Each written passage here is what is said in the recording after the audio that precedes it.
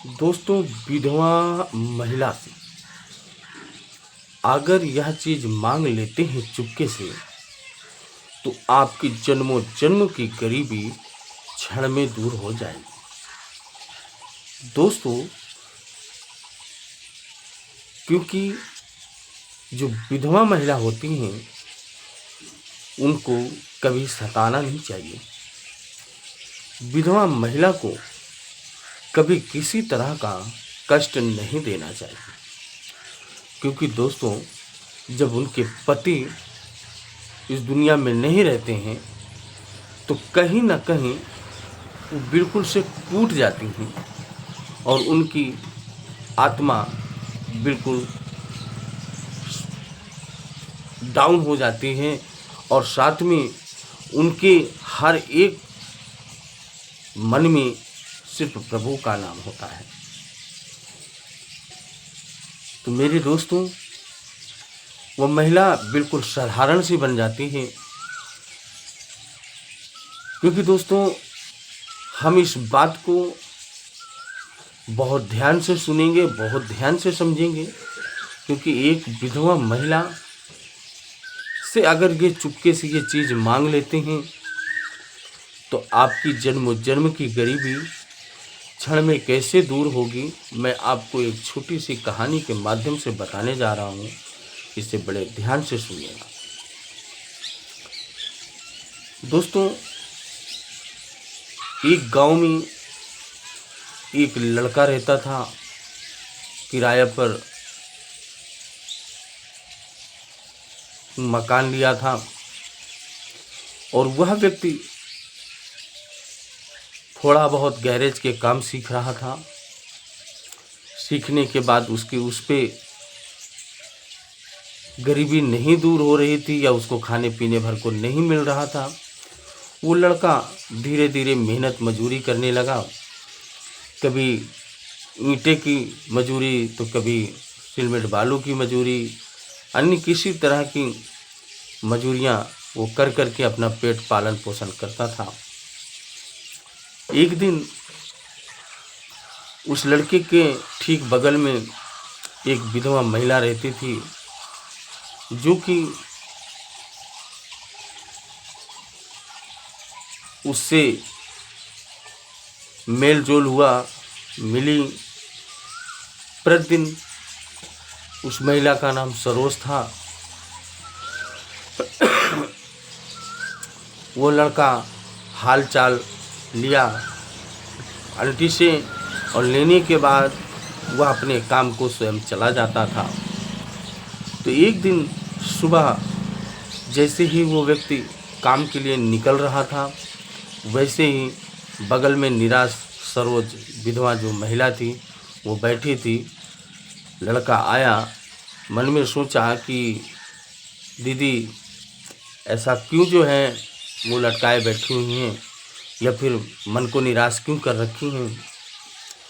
दोस्तों, आया वो लड़का और उस विधवा महिला से पूछा, आंटी आपको क्या हुआ, ऐसा क्यों बैठे हो। तो महिला ने कहा, बेटा क्या बताऊं, आज 4 महीने का किराया बाकी है और मकान मालिक ने बोला है हमें किराया दो, नहीं तो मकान को खाली कर दीजिए। समझे। अब वो महिला ये शब्द बातें उस लड़के को बताई। लड़का ने कहा, आंटी आप घबराइए मत, परेशान मत होइए, प्रभु सब अच्छा करेगा। लड़का काम को चला गया। तो काम करते करते भी उसका दिमाग, उसका मन उस महिला पे लगा था, उसको किराया कैसे मिलेगा, नहीं मकान मालिक निकाल लेगा। मन में सोचता रहा। दोस्तों, शाम टाइम वापस आया जब घर के लिए, तो देखा तो उस लड़के के पिता की आखिरी निशानी टीवी रखी हुई थी। उसकी नज़र गई उस पर और अपने दिल को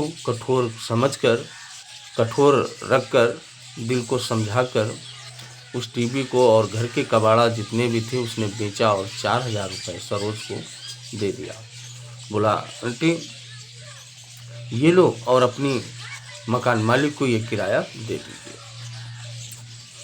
आंटी ने बोली बेटा आप क्यों इतना परेशान हुए, कोई बात नहीं आंटी, यदि इंसान के काम ना आए तो इंसानियत का कोई मतलब नहीं है। और वह लड़का स्वयं पैसा सरोज को दिया और सरोज ने मकान मालिक को पैसा दे दिया। और जैसे ही सरोज को पैसा दिया वो लड़का, वैसे ही सरोज ने आशीर्वाद दिया कि जाओ 2 गुना 4 गुना आपको बरकत हो और आप बहुत बड़े आदमी बनो। आशीर्वाद देकर चरण स्पर्श किया वो लड़का और चल दिया, गया अपने काम जाने के बाद सुबह फिर जब काम से वापसी आ रहा था तो एक बहुत बड़ा आदमी रोड पर कार लेकर खड़ा था और उसे देखा क्योंकि उसकी 4 व्हीलर खराब हो गई थी। तो लड़का पूछा भाई साहब क्या हुआ? बोले बेटा मेरी गाड़ी खराब हो गई और मुझे एक इमरजेंसी मीटिंग में जाना है। ऐसा बोल करके उन्होंने चले गए। लड़का जो गैरेज को थोड़ा बहुत सीखा था उसने खोला गाड़ी को, ठीक कर दिया। वो बड़ा आदमी बड़ा प्रसन्न हुआ, बहुत खुश हुआ और उसने कहा कि यह हमारा कार्ड रखो और कल आप मेरे ऑफिस आ जाना। वो लड़का वैसे ही किया, कार्ड लिया और फ़ोन करके उसके पास उस आदमी के पास पहुंचा। और वो व्यक्ति जिनकी कार ठीक किया था वह व्यक्ति अपनी साइड में उनको सुपरवाइज़र की नौकरी दे दिया। धीरे धीरे करता रहा और उसकी सैलरी बढ़ाता रहा। वो आंटी से जो दीदी के पास गया,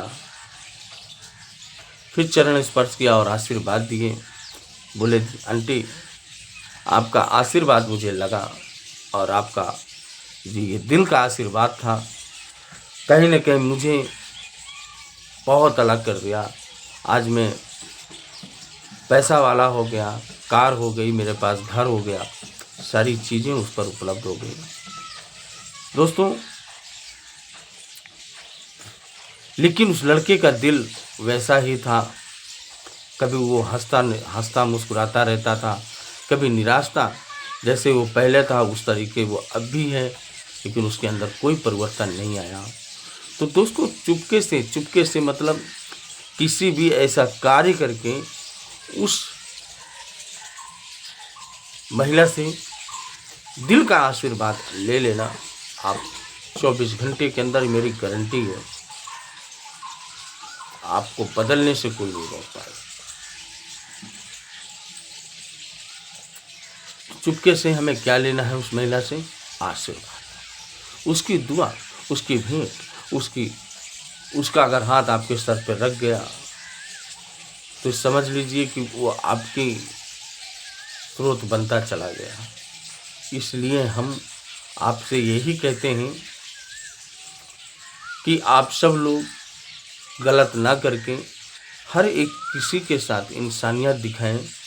पता नहीं कब किस रूप में भगवान आ जाए और आपको आशीर्वाद देके चले जाएं।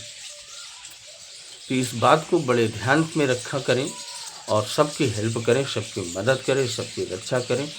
फिर नेक्स्ट वीडियो में फिर अच्छी सी वीडियो लेके आएंगे। तब तक के लिए जय माता, जय बगला माता।